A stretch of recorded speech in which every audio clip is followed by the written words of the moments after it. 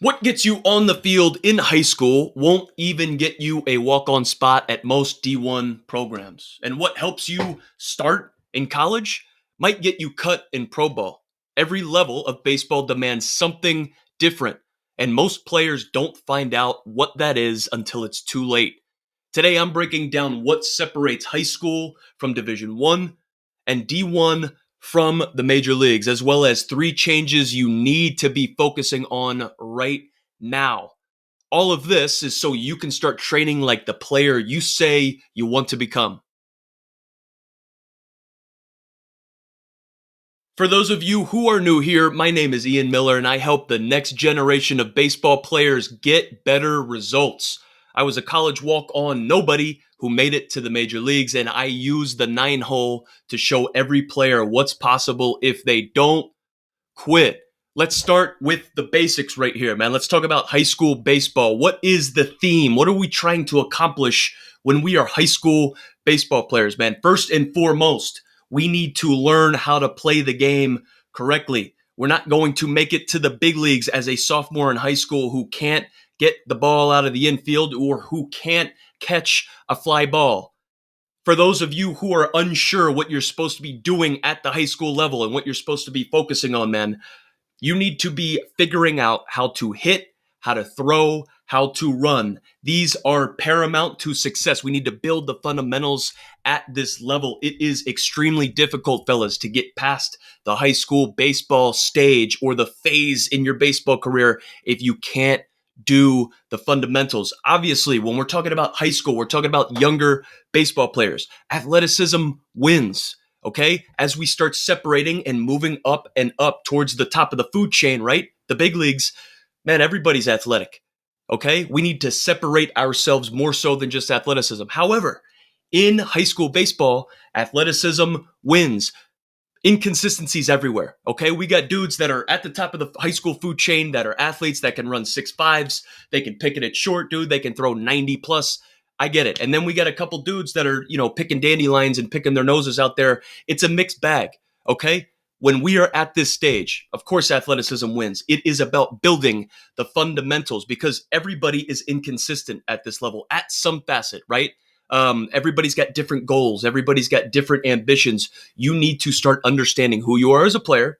You need to understand what your strengths are, what your tools are, okay? What makes you unique, what makes you a better athlete than other baseball players, and you need to double down on that. Everybody has different goals and ambitions at this level. It's about understanding and mastering the fundamentals.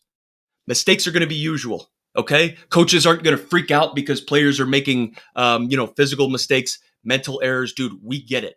A lot of the coaches at the high school level, man, they're not getting paid insane amounts of money for their time. The majority of them are teachers, right? A lot of these coaches are teachers. The game's going to be a lot slower. The stuff that we are going to learn at this level is going to be a lot more elementary, if you will, but we need to build these building blocks in order to level up and move on. At the high school level, fellas, a lot of players don't understand tempo. A lot of high school players don't understand what an approach is that they don't deviate from. They don't understand what a routine is. We can start building these building blocks and separating from our peers if we start winning and building on this stuff at the high school level. If you are in high school, man, you need to ask yourself and have a general, honest reflection, man. Do you dominate bad pitching? Or are you just grinding when you face bad pitching? If you face nasty pitching, can you adjust? Are you able to make those adjustments? Is it AB to AB? Is it game to game? Like what are we doing here? Are you just going through the motions, dude, or are you actually learning and building something from this? In high school, man, this is where you start learning how to make and implement these adjustments. You start understanding what makes your swing tick and what makes it efficient and also what strips it down, dude, right? You start learning how to implement this stuff. You start learning how to get yourself out of the struggle bus if you're slumping, right? This is also where you start seeing exponential improvement with the right work because when you are in high school, you are a blank slate. You are a blank canvas, man. You can be molded a specific way with the right work, with the right framework, all that good stuff, okay? The mold here is going to be built with the good habits. You can have exponential growth here with the right habits, with the right mindset. Okay, you're a blank slate. Let's talk about now we're moving on, right? Let's say we get to the Division 1 level. Dude, D1 baseball players have D1 talent. Okay? They make D1 improvements. They are a D1 canvas. All right? Here, we can start building our canvas and having this exponential growth early. Okay? These things that we just talked about are fantastic for the high school level, but this is where you need to master this stuff because, fellas, there is no moving on from this point if you don't understand and can't build the right concepts around throwing, running, catching on the baseball field in order to win baseball games, provide value, and get outs. Okay? Because next step, when we get to Division 1 level, it's where it gets interesting, man. It gets really interesting, and your leash gets a lot shorter. That leash around your neck gets a lot shorter, man. If you aren't producing up front, you get replaced. In high school, it might be a little bit different, okay? When we are in high school, we're learning how to play. There are going to be mistakes. When we are at the Division 1 level, what we're doing here, the theme here, is we are learning how to compete at a Division 1 level, at a D1 consistent caliber. Okay? Think about where we're at right now at the Division 1 level, fellas. Okay? We graduate and we master these fundamentals. Whether we're a walk-on in college like I was, or we have a full ride to an SEC school, right? We're gonna have to learn how to compete. Everybody, when you get on campus, a D1 campus, dude, everyone was a dude from where they came from. Everybody was the best. They were a big fish in a small pond from where they came from. Whether they came from a small town in Arkansas, right? Or they came from down south, whatever the case was, dude, they were a dude. That's why they're playing Division 1 baseball. And it's a culture shock. It's a mindset shock. It's an emotional shock as well. You get on a D1 campus and you're just grinding to fit in because everybody around you is a dude. Does that make sense? Coaches don't care how talented you could be. Okay, we get to this college level, and dude, I mean, what you're capable of now. We have to show it. Okay, now when you get to the Division 1 level, it's time to start producing. Now we're talking about numbers, man. Okay, we talk about that short leash, dude. If you have potential, that's great. Potential isn't going to give you playing time at the Division 1 level. Potential isn't going to feed that head coach's family, dude. Wins are. Value is. Okay? Everybody was the best from where they came from. We're on this Division 1 campus now. It's about production. Coaches don't care how good you could be in a couple years. It's about producing right now, dude. Right? It is about getting after it now. Speed, defense, understanding the game, having emotional IQ, being able to, remain resilient, dude, remain composed. Those are non-negotiable at the Division 1 level. Hopefully you start building an understanding of that stuff in high school. You don't necessarily have to have all that stuff down right now, right? When it comes to this emotional control and being able to have resilience, you're going to learn that at the Division 1 level. Fellas, a lot of players that come from high school and they get here, they get their asses kicked for the first time. Okay? Speed, defense, and having a high baseball IQ are non-negotiable right now at the Division 1 level. You need to learn that stuff. You are going to learn that resilience and that grit, and you're going to learn how to remain emotionally composed, right? In control of your emotions. You're going to get that education at the Division 1 level, fellas. That's coming. How you separate here at the Division 1 level now, it's about the mental game. Everybody has Division 1 talent now at the D1 level, and spots are getting even more scarce, dude. So this matters even more. The mental game becomes the separator between you and that other D1 dweeb that you are competing with. Everybody's got the talent. Can you continuously show up when you are getting your ass kicked? You're catching 0 for 4s left and right. Can you show up with enthusiasm day after day? This is where we start learning about accountability. At the Division 1 level, the accountability skyrockets. You have to be fully bought into your role. You have to be fully bought into your situation, and your role changes fast, right? And depth charts are unforgiving, okay? Let's say you start out with a cool 150 clip in the batting average column, dude.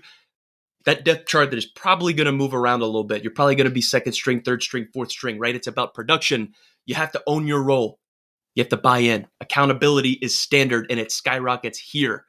some tactical stuff when we are at the Division I level or the collegiate level. It is a little bit different in terms of scheduling, right? We have like fall ball and we have spring ball. Spring is obviously the baseball season, but fall is where you earn your shot. Spring is where you compete, and spring is where you get that 300 batting average, or you get 50 stolen bases, or you hit 30 home runs, or you have a sub 2 ERA, right? Fall ball is where you earn your shot. That's where you earn your stripes. That's where you are a nobody and you become a starter in fall ball. Summer ball, on the other hand, as soon as your spring season is done, summer ball is where you can make a name for yourself. Fellas, we aren't always going to have the best seasons. We're not always going to bang. We're not always going to hit we're not always going to hit 300. Okay? Maybe sometimes we hit 250. We don't bang and we don't hit 300 this year. Okay? Dope. Guess what happens? If you go to summer baseball, summer collegiate baseball in legit leagues, and you have a good summer, you can put yourself on the map. That's what I did. I went to Alaska, broke the stolen base record, dude, and I became a draft prospect. That's how it works. Okay? When we get the Division I level, the weight room becomes structured just as much as it becomes standard. Okay? We have weight, like strength and conditioning coaches. We have guys that dedicate their lives and their professional careers to doing this stuff. Okay? You might not necessarily have an understanding of the weight room at the high school level. You might be introduced to it. We might start building the building blocks to it. I get it. When we get to the Division I level, it changes. It's structured. There are guys running the show for us. Also, when we are at the Division I level, we understand that there are leaders, okay? Multiple different leaders, dudes with insane talent. They're going to be leaders on the field, guys that are vocal leaders. They can control and run the locker room and the dugout. And then we have winners, guys that win with their actions, man. They set the tone with how they show up every single day. You're also going to learn here, fellas, at the D1 level that there are energy suckers. Call them vampires, if you will. You either giveth energy or you taketh energy out of a lineup. There's no in between. You're going to get that education at the D1 level, and you're going to find out rather quickly that the biggest question that you are going to be tasked with and asked when we talk about this production and this value: can you produce when it's hard? Can you produce when it's cold? I played in the snow my junior year, my draft year. St. Joe's, dude, it's snowing. We got snowed out mid-game. I was facing Jimmy Yacobonis, another draft dude that was in the big leagues for a decent amount of time, and it was him versus me, and it's snowing. Can you win that battle? Can you produce when it's cold? Can you produce when your name's not called yet, dude? If you're a D1 baseball player, you can for sure make it to the big leagues. Can you still hold that true in your heart and the brain even when you're not playing, even when your name's not called yet, dude? At the D1 level, this is where you can seriously make a name for yourself. You can full-heartedly change the trajectory of yourself and your career. This is where 1,000 hours of work can make you 10% better. So we talked about in high school, you are a blank slate. And if you are able to progress and keep going, dude, you can get exponential growth. Okay? A little goes a long way in high school because we are that blank slate, dude. We can be molded a specific way, build those actions. Here, 1,000 hours makes you an expert, right? Or a pro, whatever that's called. Dude, 1,000 hours of work can make you 10% better at the D1 level. But since you already have that base layer Division I talent, Division I competitor in you, you have these D1 traits, dude. You're here for a reason. If you get 10% better as a D1 baseball player, you're going to be nasty, right? You're going to be nasty. You're going to learn how to compete at this level, and hopefully you get 10% better so that you can have exponential growth as well. This big fish, big pond theory, right? So you come out of high school, dude. You're a big fish in a little pond. You get to a D1 campus, and you're a big fish in a big pond, or you're a little fish in a big pond. However you want to say it, dude. This pond theory, it pales in comparison. It is nothing compared to the next level. We talk about the minor leagues. We talk about the big leagues. We talk about getting drafted, dude. Let's say you are fortunate enough to get to the big leagues. If you don't produce, you're gone. Okay? At the D1 level, you're going to get chances to figure it out. Hopefully, you're there for 3 or 4 years. You can get your scholarship pulled. I get it. You can transfer. There's other people coming in. But when you get to the big leagues, man, if you don't produce, smell ya. Sayonara. And it happens rather quickly. And sometimes all you get is one chance. Sometimes all you get is one season. Or in my case, man, sometimes all you get is 1 month. Fellas, when we're talking about this third tier, being a Major League Baseball player, playing in the MLB, the theme here is learning how to survive, dude.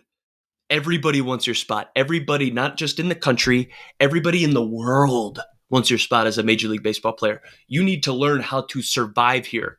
It is straight business. It's straight business, period.